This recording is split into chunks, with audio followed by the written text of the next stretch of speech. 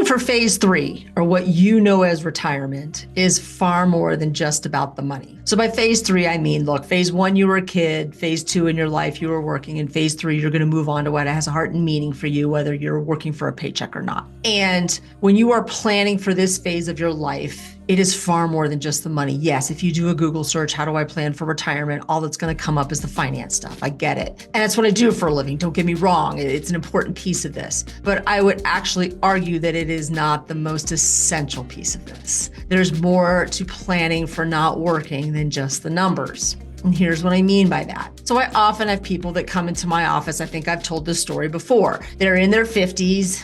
I ask them, how's work going? And it's actually going really pretty well. And I say, well, how long do you think you can work? And they're like, oh, I can see myself working until 70. Somewhere between the ages of 58 and 62. I don't know what happens, but psychologically and internally, something totally shifts. And I will ask them, how's work going? And they'll be like, get me the heck out of here. And I'll ask them what's changed externally, and they'll often say nothing. It's just something has happened internally. And I think this is an important piece to listen to. As a psycho-spiritual part of us, this is the part that I think needs the most attention. I don't want clients to run from work. I want them to run to phase 3. And by that, I mean, I want them to move towards what is going to make them happy and bring them fulfillment in that phase of their lives. It is often easy when you are at work to be pushing against it. It gives you some purpose and meaning, even to gossip with people at work about what's making you nuts there. And I don't want you running from that. I want you to make peace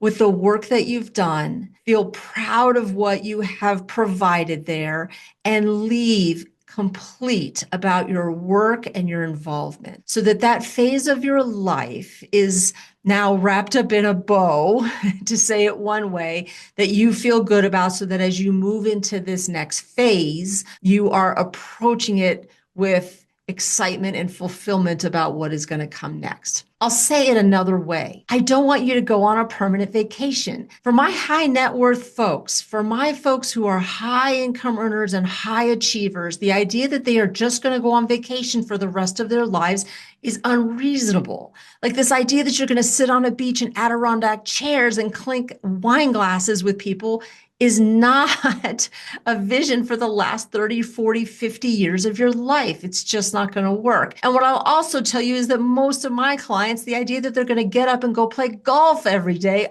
also is an unreasonable vision. Most of my clients are intellectually engaged people that have been providing a lot of value to the world, and the idea that they're just going to stop doing that is not realistic. So here's the kind of things that I would have you be thinking about. I'm going to steal heavily from Michael Katz. So I'm going to put in the notes to this particular video because he's been writing a newsletter on this, which I will also give you a link to so that you can go join it. Here are the things that he's been talking about, considering as he starts to move towards retirement or phase 3. Why you like your work, what you're going to miss when you're gone. I will also ask folks that are thinking about leaving work, are they going to entice you back? I know a lot of companies who, when they have employees threaten to retire and leave work, they'll go, well, can you just stay part-time? Like there are things that you are offering to your employment situation that your higher ups actually genuinely value. And so be mindful of that. They might want to entice you back. And I want you to know what those things are. Like, what do you like about work? What are you going to miss about your work? What are you bringing there in terms of mentorship or leadership or insight that are valuable? I often say this, years on the planet matters. And what have your years on the planet brought to humanity and to the work that you're doing? I think that's a great exploration. As part of this, don't run from work, but get that complete and move towards phase 3. Starting to think about how you're going to maintain and grow relationships. Who are you going to be your friends now? Who are you going to hang out with? How are you going to bring young people into your life, which, by the way, is really important, unless you want to dinosaur out or not keep up with what's going on in the world. What are you going to do when your paycheck does disappear? A lot of people derive significant value from seeing that paycheck land in their bank account. They feel like they have provided for their family. They have done the right thing in terms of their career and their education. And there is a certain amount of identity that they're deriving from that paycheck. What's going to happen when that disappears, and how attached are you to that identity? Can't tell you how many stories are out there about CEOs who've had these phenomenal careers and they leave work and 6 months later they're dead of a heart attack. And I don't think it's because it was a health issue. I think they actually were brokenhearted, right? Their sense of who they are and their place in the world has now gotten so disoriented that they didn't know how to make this transition well. You'll need to make some decisions about whether or not you're going to work. I think that's part of the financial piece of it sometimes, but I see a lot of people move into doing board work. That's a huge one. It allows them a lot of flexibility. Maybe they make a little money, maybe they don't, but they're able to continue that mentorship and leadership and insights that they have derived from all their years on the planet and put it to use and give them some social interaction and a place to be.